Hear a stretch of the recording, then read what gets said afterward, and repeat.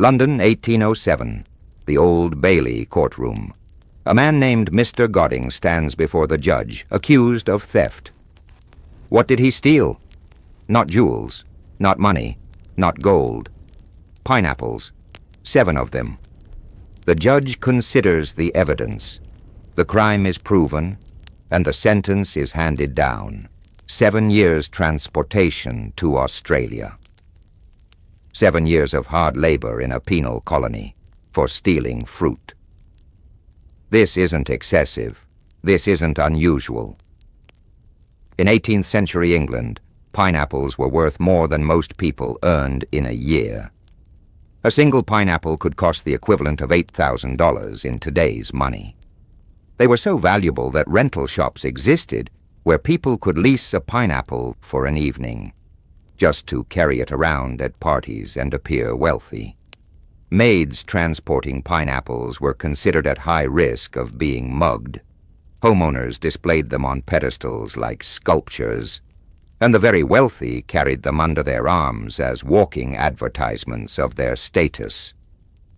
This is the story of pineapple mania, a 150-year period when a tropical fruit became the ultimate status symbol in Europe and changed everything from architecture to fashion to crime. Columbus brings a sensation. 1493 to 1496. November 1493. Christopher Columbus is on his second voyage to the Caribbean. He lands on the island of Guadeloupe, where the indigenous Carib people have been cultivating a strange fruit for centuries. The locals call it ananas, meaning excellent fruit in Guarani. It's sweet, juicy, shaped like a pine cone but tasting like paradise. Columbus tries it and is astonished. He loads pineapples onto his ships and brings them back to Spain. On June 11, 1496, Columbus presents a single surviving specimen to King Ferdinand II and Queen Isabella I, along with parrots, tomatoes, tobacco, and other New World curiosities. Italian historian Peter Martyr d'Anghiera records the moment the king prefers the pineapple to all others. Royal approval is instant. The pineapple becomes the crown jewel of Columbus's cargo. But there's a problem. Europe can't grow pineapples. The climate is completely wrong. Pineapples need tropical heat and humidity, conditions that don't exist in England, France, or Spain. For the next 150 years, the only way to get a pineapple in Europe is to import one from the Caribbean or South America, and that's not easy. The import challenge, 1500s to 1600s. Transporting pineapples from the New World to Europe is a nightmare. The fruit is extremely perishable. Ships of the era are slow, taking weeks or months to make the Atlantic crossing. Conditions below deck are hot, humid, and rotting. Most pineapples spoil before reaching Europe. Many transport ships of the age were too slow and conditions too hot aboard the vessels to keep whole pineapples from rotting during the journey. To get a whole pineapple fruit safely from the plant to one's table in Europe took the fastest ships and most favorable weather conditions. This scarcity makes pineapples insanely expensive. Only royalty and the ridiculously wealthy can afford them. Catherine the Great of Russia, Louis XIV of France, Charles II of England. These are the only people tasting pineapples. Charles II becomes so enamored that he christens the fruit King Pine and commissions a painting of himself receiving one from his royal gardener. The 1675 painting by Hendrik Dankert becomes iconic, showing the king standing on a terrace while his gardener, John Rose, kneels, presenting a pineapple. But here's the twist. The pineapple in that painting wasn't grown in England. It was imported from the Bahamas and simply ripened in England by Rose. The painting is propaganda, asserting England's global reach and power. During one diplomatic dinner with the French ambassador to discuss territorial disputes over St. Kitts, Charles II orders a pineapple imported from Barbados and places it atop a pyramid of fruit at the table. Then he proceeds to cut it up and eat it in front of the ambassador, a power move asserting England's colonial dominance. The pineapple becomes a political tool, a diplomatic weapon, a symbol of empire. The hothouse revolution, 1680s to 1700s. Europeans refuse to accept that they can't grow pineapples. For nearly 200 years, gardeners experiment with cultivation methods. Most fail. Then in the 1680s, the Dutch crack the code. They build specialized hothouses, glass structures heated by coal, charcoal, and later peat. The first stable hothouse is built in 1682 for the Hortus Medicus in Amsterdam. The technology spreads. By the early 1700s, wealthy English estates are building pineapple hothouses. These aren't simple greenhouses. They're elaborate, expensive structures requiring constant temperature control, special soil management using tanner's bark, and round-the-clock supervision. People had a full-time garden boy who would sleep among the plants to make sure that they didn't burst into flames by mistake. It was a way of showing off your wealth, and it quickly became a status symbol. But even with hothouses, growing pineapples is incredibly difficult and expensive. By the time a fruit bloomed in Georgian England, it was valued at £60, roughly £5,000 in today's money, or about $8,000 in modern dollars. The cost reflects the labor, years of careful cultivation, expensive heating fuel, specialized expertise, and constant monitoring. A single pineapple represents hundreds of hours of work and thousands of pounds in investment. And here's where things get truly bizarre. People who managed to grow pineapples often didn't eat them. The display phenomenon, 1700s. Concerned that eating such high-value fruit was a waste, owners opted to display pineapples as dinner-time ornaments, passing them from party to party until they rotted. Think about that. People paid £60 for a pineapple, then displayed it, never ate it, just showed it off. Why on earth would you eat a pineapple? It'd be like eating a Gucci handbag, as historian Fran Bowman notes in her book, The Pineapple. Ceramic companies responded to this trend by manufacturing pineapple stands and pedestals. These devices enabled the pineapple to be slotted into a central hole, with slices of other fruits laid around the edge to serve to guests. Wedgwood and other Staffordshire potteries produced entire product lines of pineapple-themed tableware. The pineapple became furniture, decoration, architecture. Carved stone pineapples appeared on plinths outside grand manor houses, announcing to passers-by the wealth and status of the family within. They adorned carriages, topped garden temples, figured in countless paintings. One Scottish landowner, John Murray, even built a hothouse in 1761 with a giant architectural pineapple as its centerpiece, the Dunmore pineapple, which still exists today. If you were very rich and had a really amazing gardener, the first thing you'd want to do was send a fancy friend a pineapple as a present. It would also be displayed on the dining room table as a status symbol, and commonly it would sit there until it began to rot. Pineapples had become synonymous with good taste, nobility, and limitless wealth. It was a primarily English phenomenon. Other European countries couldn't match Britain's investment in pineapple cultivation. The rental market, 1700s to 1800s. But what if you couldn't afford to buy or grow a pineapple? What if you wanted to look wealthy without spending £60? Enter the pineapple rental market.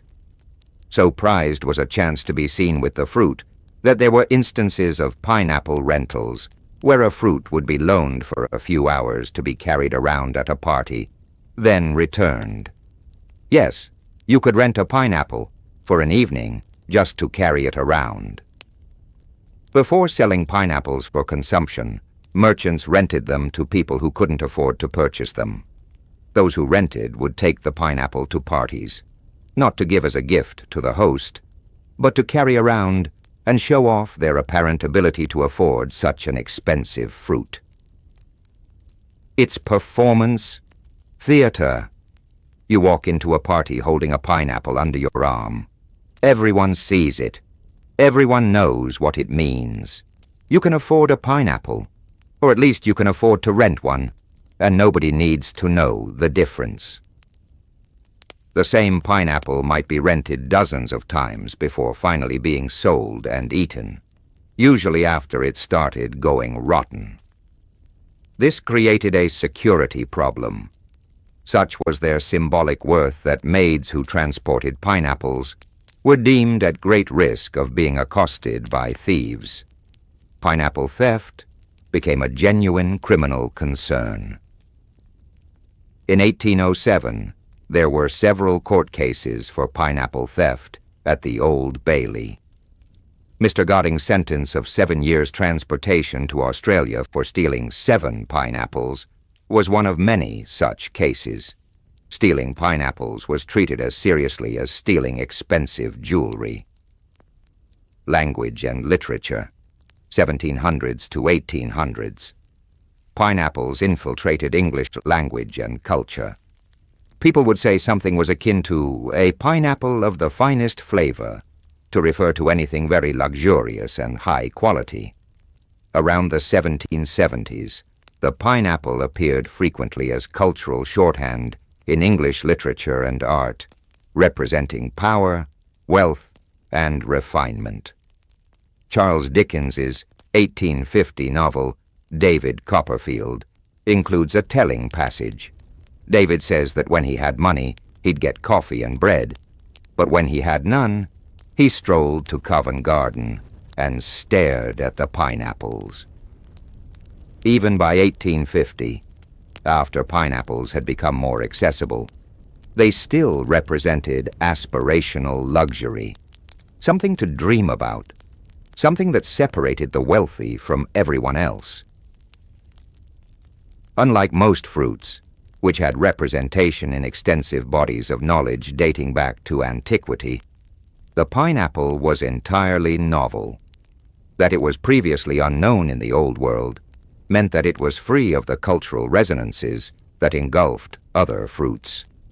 While the pomegranate suffered under the legacy of Persephone, and the apple was stained by the creation story, the pineapple was a completely blank page onto which ruling powers could press their own meanings. The pineapple became whatever people needed it to be: hospitality, wealth, exploration, empire, taste, refinement.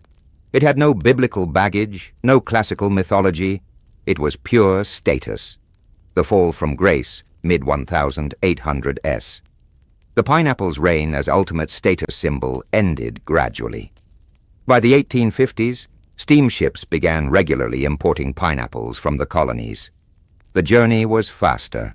Refrigeration improved. Prices dropped. By 1850, 200,000 pineapples a year were being unloaded on London's dockside. They were no longer scarce, no longer exclusive.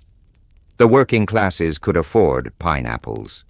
And when the masses can afford something, it's no longer a status symbol. The elite needed a new fruit to distinguish themselves. The answer, bizarrely, was celery, which became the next Victorian status vegetable, requiring labor-intensive cultivation and expensive preparation. But that's another story. By 1900, James Dole started the first commercial pineapple plantation in Hawaii. At its height, it produced 75% of the world's pineapples. Today, Pineapples come from Thailand and the Philippines. They're cheap, commonplace, available in every grocery store. The fruit that once cost $8,000 now costs $3. What it reveals. The pineapple mania wasn't really about fruit.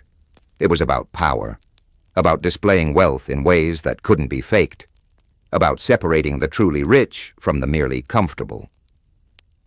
You couldn't fake owning a pineapple.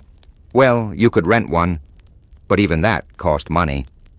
The fruit was verification, proof, a $8,000 piece of evidence that you had made it. And people responded to that. They built architectural pineapples, created pineapple art, developed pineapple rental businesses, sentenced pineapple thieves to transportation to Australia.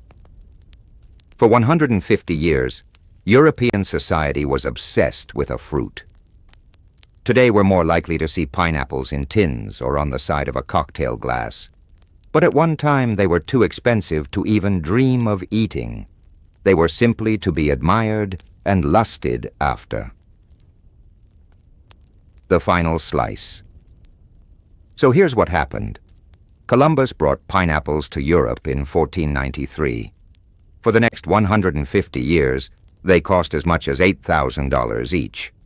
People displayed them, rented them, carried them at parties, built monuments shaped like them, and occasionally, when they were rotting, ate them.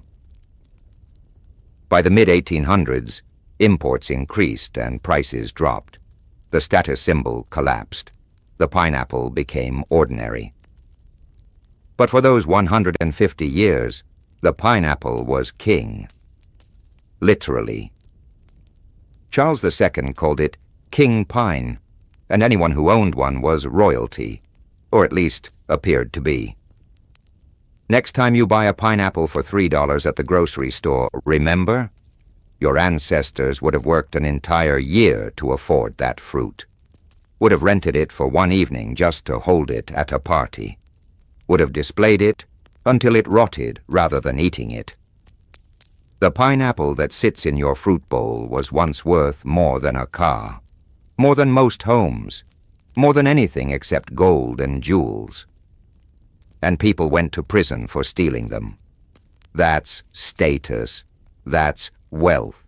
That's the power of scarcity. And that's the story of when pineapples ruled the world.